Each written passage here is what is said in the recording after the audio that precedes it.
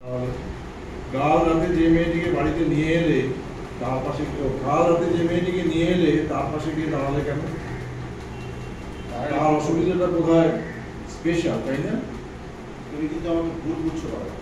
না, আমি তোমাকে মোটেও ভুল বুঝিনি, একেবারে ঠিক বুঝেছি, একেবারে ঠিক বুঝেছি।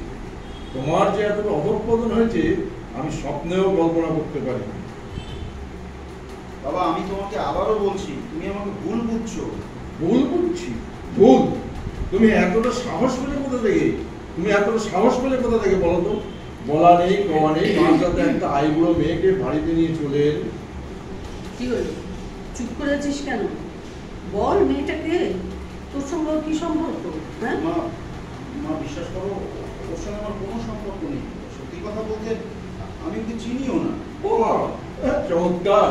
দেখো রমা, দেখো থিয়েটার করা তোমার প্রগতির ছেলের প্রগতির বহরটা একবার দেখো। চেনা নেই জানা নেই, হুট করে মাঝরাতে একটি মেয়েকে বাড়িতে নিয়ে চলে এলো।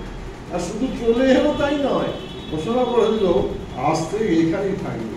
ও চমৎকার! তোকে আমরা এই শিক্ষা দিয়েছি অনেক। হ্যাঁ, তোকে আমরা স্বাধীনতা দিয়েছি, মানে এই নয় যে তুই যা খুশি তাই করবি। আমাদের মান সম্মানের কথা একবারও ভাববি না? পাড়া প্রতিবেশী জানতে পারলে কি হবে বলতো?